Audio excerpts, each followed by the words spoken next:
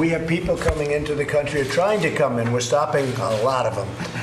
But we're taking people out of the country. You wouldn't believe how bad these people are. These aren't people. These are animals. We pledge to you that we will root out the communists, Marxists, fascists, and the radical left thugs that live like vermin within the confines of our country. No doubt any major political candidate using language like that, language that recalls Mussolini and Hitler, you would be disgusted by. And there are conservative leaders all over the world. There's a conservative leader of the UK right now. There's a conservative leader in Italy. There's one in Greece. They don't sound anything like that. The only major Western leader who sounds like this is Donald Trump right here in the United States. And his language, calling his opponents, quote, vermin, is shocking. It's unfathomable. And it's anti-democratic. What's up, guys? Boston Brian here from the MeidasTouch Network, and that was the epitome of the modern-day fascist leader in Donald Trump, followed by CNN's Jake Tapper, finally calling this stuff out, albeit very late to the game, representing what is the broader mainstream media's attempt to finally let the American people know that Donald Trump has been quoting Nazi propaganda, that he has been quoting Mein Kampf, and that he has been literally spewing the same stuff that Hitler himself would have been saying. And let me just say, the fact that it took an up-and-coming YouTube channel like MeidasTouch to actually get this out there, to finally get the attention of the mainstream media, just blows my mind. And listen, by now I'm well aware that most of you have seen the videos of Donald Trump spewing this hateful rhetoric. Most of you have seen the tweets where they show line by line what Donald Trump said to the phrases that Hitler would have used in the 20s, 30s, and 40s. You've seen the posts on MeidasTouch.com. You've seen it. You've seen the words. Me being a World War II guy, I know and have the knowledge to pick out the videos that can actually show you the visuals, to show you just how similar his rhetoric is and the stuff coming out of the GOP, Donald Trump's rallies, and Donald Trump's mouth himself to what was happening in the 20s, 30s, and 40s in Nazi Germany and all over Europe. What I want you to do in this video is I really want you to pay attention to the words that are being used, the language, the rhetoric, the phrases that he chooses to put in his speeches. It's remarkably similar. It is almost line by line, verbatim, what the Nazis would have said. I mean, this is no joke, folks. This is nothing to breeze by. This is nothing that you just read the headline and keep going on with your day, okay? We're talking about the same language, the same messaging, the same Nazi propaganda that in 1924 a man named Adolf Hitler in Landsberg prison used when dictating Mein Kampf to his buddy Rudolf Hess. The same exact rhetoric that led to the Holocaust. This should and needs to be talked about nonstop. It should be covered by every major news network on the planet, every little news network on the planet, every Democratic YouTube channel, everybody that has a voice, anybody that has a platform. This should be shouted from the rooftops and dissected. People should be asking who's writing the speeches directly, why this is talked about, why these phrases are in his speeches. People should be questioning Donald Trump right to his goddamn face. Why are you saying this? Do you know what this led to back in the day? This is absolutely outrageous. It is no coincidence. We cannot have the leader of one of the major parties in this country literally quoting Hitler, literally quoting Nazi propaganda, word by fucking word. But let's get to the clip so I can show you exactly what I'm talking about. First off is a random clip from Donald Trump at one of his rallies. Now, I've highlighted his language. I've highlighted the words to make it a little easier. I want you to pay close attention to the words that he uses, and then we'll compare that to Nazi propaganda from the 30s and 40s. That lie and steal and cheat on elections and will do anything possible. They'll do anything, whether legally or illegally, to destroy America. We pledge to you that we will root out the communists, Marxists, fascists, and the radical left thugs that live like vermin within the confines of our country. And here is just a short clip from a Nazi propaganda film in the 40s that uses pretty much the same exact language that Donald Trump uses today. Wo Ratten auch auftauchen, tragen sie Vernichtung ins Land.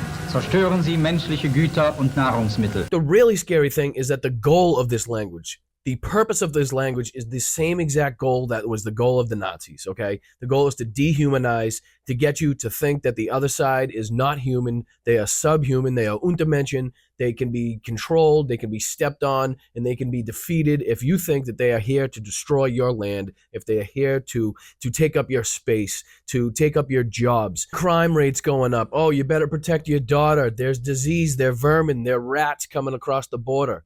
This is the same exact messaging that you would have heard all over Nazi Germany, all over Europe when they took over Europe in the 40s. And here's Donald Trump in a sit-down interview, just continuing to use the most disgraceful and degrading and dehumanizing language, this time against asylum seekers, trying to come to this country, seeking a better life, leaving just the most despicable conditions you could possibly think of. But if Donald Trump can convince you that there are disease-ridden terrorists coming across that border, then that might get you to act upon that, right? So in a way, it's stochastic terrorism. When he's telling you that you have a threat this bad at the border, that there are people of this type coming across the border, what would you do to save your country? And again, look at the similarities to the language used here and when we look at the next clip. We know they're terrorists.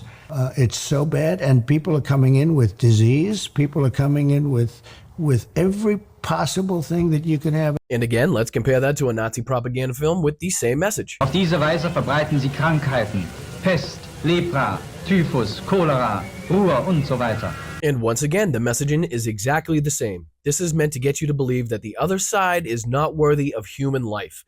They are dirty pests meant to be eradicated from whatever society they are found in. Here's yet another clip of the decrepit orange fascist, once again going after asylum seekers and migrants come to this country, talking about how they're massing in large groups, talking about caravans once again, talking about how this is an assault on our country, talking about how the people that are coming in are not good people. He wants you to believe, he wants his followers to believe that the people coming are bad people, terrible people that are just groomed to vote for the Democrat Party. What's happening right now as a large group of people, they call it a caravan. So as the caravan, and look, that is an assault on our country. That's an assault. And in that caravan, you have some very bad people. You have some very bad people. All right, so let's take what he said there, remember the language, and we'll compare that to one of the most well-known Nazi propaganda films called Der ewige Jude or The Eternal Jew. Eine verblüffende Parallele zu dieser jüdischen Wanderung durch die ganze Welt bieten uns die Massenwanderungen eines ebenso ruhelosen Tieres, der Ratte. Sie sind hinterlistig, feige und grausam und treten meist in großen Scharen auf. Sie stellen unter den Tieren das Element der heimtückischen unterirdischen Zerstörung dar. Nicht anders als die Juden unter den Menschen. I mean, are we starting to understand now that this is no accident, that this is very calculated, that Stephen Miller or whoever's writing his speeches now put these in there for a goddamn purpose, and that Donald Trump absolutely has no problem saying this stuff because, as we remember, the story and the report goes that he used to have a bedside table book that was full of Hitler's speeches and that he used to look over that book. So he absolutely knows and he's absolutely aware of where these phrases come from and what the purpose behind them is. Next, this fascist bowl of squash uses the tactic of making all his followers, all his loyal sycophants at the rally, take a pledge to take an oath to vote for Donald Trump when the election comes. Hey, what a fucking coincidence. Just so happens that pledges and oaths were really big back in Nazi Germany. Everybody here, who likes me in this room? Okay, I've never done this before. Can I have a pledge, a swearing? Raise your right hand. I do solemnly swear Ich schwöre bei Gott, diesen heiligen Eid, that I, no matter how I feel, dass ich dem Führer des Deutschen Reiches und Volkes no matter what the conditions, if there's hurricanes or whatever, unbedingten Gehorsam lässt und als tapferer Soldat bereit sein will, mein Leben einzusetzen. will vote on or before the 12th Für diesen Eid for Donald J. Trump for president. Oberbefehlshaber der Wehrmacht, Adolf Hitler. That's good enough. You all raised your hand. You swore. Bad things happen if you don't live up to what you just did. You can call me crazy. You can call me a socialist. You can even call me a communist. But what you can't call and tell me is that it's ever a good thing for your fucking beliefs to line up with Nazi Germany this many times, to have it be this similar, to take the propaganda from the 30s and 40s and take it and use it in 2023 in the United States of America. This next clip, in my opinion, has to be the most egregious. I mean, when you have the ex-former disgraced president of the United States of America, the ex-leader of the free world, the current Republican frontrunner to become nominee for president of the United States again in 2024, directly quoting Mein Kampf, probably never a good thing. It is a very sad thing for our country. It's poisoning the blood of our country. I'm just going to go out on a limb here and assume that poisoning the blood of our country isn't in Donald Trump's regular vocabulary. I mean, this is the same guy that told us there were airports in the Civil War and that dead whales are washing up all over the place because of windmills. So one can assume that this is not how Donald Trump speaks on a day-to-day basis when he's not in front of a camera. But I'm not here to just talk about this and create a headline and then brush past it. I want to really do a deep dive. I want to really show you where poisoning the blood of our country and phrases like that came from. Here is an excerpt directly from Mein Kampf that uses the same exact language that talks about defiling blood the same way that Donald Trump uses it today. And again, pay attention to the language. Pay attention to the rhetoric that comes out of these words. It's very specific. It's very calculated. It's very purposeful. With satanic joy in his face, the black-haired Jewish youth lurks in wait for the unsuspecting girl whom he defiles with his blood, thus stealing her from her people. With every means, he tries to destroy the racial foundations of the people he has set out to subjugate, just as he himself systematically ruins women and girls. He does not shrink back from pulling down the blood barriers for others, even on a large scale. It was and is the Jews who brings the Negroes into the Rhineland, always with the same secret thought and clear aim of ruining the hated white race by necessarily resulting the bastardization, throwing it down from its cultural and political height, and himself rising to be its master. For a racially pure people which is conscious of its blood can never be enslaved by the Jew. In this world he will be forever the master over bastards and bastards alone. And so he tries systematically to lower the racial level by a continuous poisoning of individuals. Around people who offer too violent a resistance to attack from within, he weaves a net of enemies, thanks to his international influence, incites them to war, and finally, if necessary, plants a flag of revolution on the very battlefields. In economics, he undermines the states until the social enterprises which have become unprofitable are taken from the state and subjugated to his financial control. In the political field, he refuses the state the means for its self-preservation, destroys the foundations of all nation, self-maintenance, and defense, destroys faith in the leadership, scoffs at its history and past, and drags everything that is truly great into the gutter. Culturally, he contaminates art, literature, the theater, makes a mockery of natural feeling, overthrows all concepts of beauty and sublimity and the noble and the good, and instead drags men down into the sphere of his own base nature. Religion is ridiculed, ethics and morality represented as outmoded, until the last props of a nation in its struggle for existence in this world have fallen. And even though, as you just heard, this book is a hodgepodge, an unreadable mess that contains more racist, bigoted, anti-Semitic rhetoric than I've ever heard in any other spot in my life, seems as though that Donald Trump and his team, Stephen Miller and the rest of them, have found this to be some sort of Bible, some sort of playbook that they're using to run their campaign for 2024. And here's just the latest attempt from illiterate Mussolini to weaponize and plagiarize German propaganda to suit his own needs when he comes out with the phrase stab in the back. Now, after the clip, we'll go over what the stab in the back theory really means and the anti-Semitic roots that it came from. Crooked Joe is doing the bidding of Wall Street, of foreign countries, and of everyone else who owns him. But he's stabbing auto workers, manufacturing workers, and American families in the back. And I understand most people wouldn't even notice that, and on its face and by itself probably wouldn't even be a big deal. But add that in with all the other examples I've shown you in this video, and this is absolutely no coincidence. Here is a short, clear, and concise explanation of what the stab in the back theory really means and where it came from, and why Donald Trump is probably using it. The basic stab in the back theory stated that the German military was not responsible for the loss of World War I because uprisings and betrayals at the home front caused the German government to surrender while the war was still winnable, or at least before the army was defeated.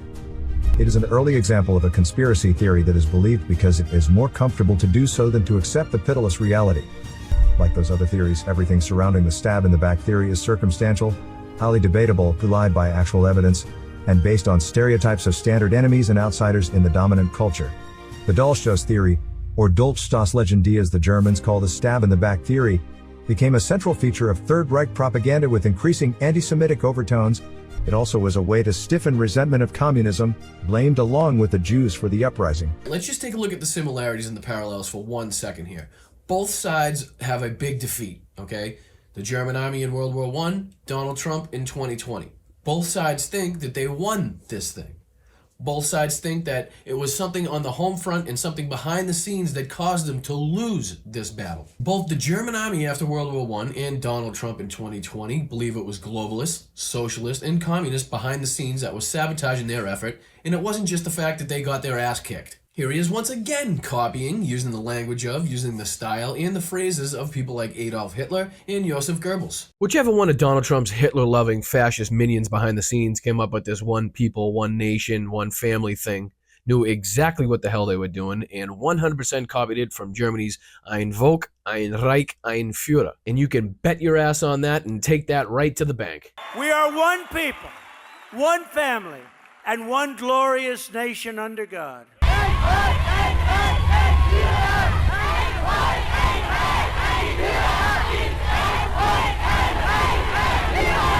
Unser deutsches Vaterland, unser deutsches Volk, unser heiliges Reich der Zukunft, heil! Am I making my case yet? I mean, everybody thought in 2015 when I said this exact thing was going to happen that I was being hyperbolic, that I was crazy, there's no way that was going to happen, and now I'm sitting here making a video about the ex-president of the United States using Adolf Hitler's words, using phrases out of Mein Kampf, using Nazi propaganda against us in 2023. And what might be the sickest part of it all is that when questioned, the Trump campaign, and Stephen Chung in particular, came out with this response. Now, the Washington Post reached out to the Trump campaign to get a response to how his language, this vermin terminology, echoes that of previous dictators like Mussolini and Hitler.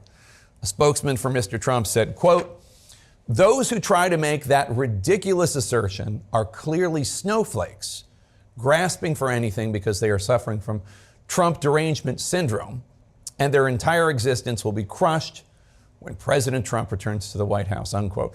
What better way to prove you do not have authoritarian instincts than by promising your critics' entire existence will be crushed? Now, I know the likelihood of Stephen Chung seeing this video is slim to none, but if you were to watch this and then look at all the comparisons that I just made and then go ahead and tell me that there's absolutely no parallels to the two, I'd say he's probably qualified to work for the Trump campaign. And last but not least, here is a short montage of fascist, authoritarian, wannabe dictator Donald Trump saying the quiet part out loud, telling you exactly what his plans are to ruin democracy, exactly what his plans are to turn this into a dictatorship, and we better listen up. Where there is a true and total breakdown of law and order, then the federal government can and should send the National Guard to restore order and secure the peace without having to wait for the approval of some governor. I will immediately reissue my 2020 executive order restoring the president's authority to remove rogue bureaucrats, and I will wield that power very aggressively. So on day one of my new administration, I will direct the DOJ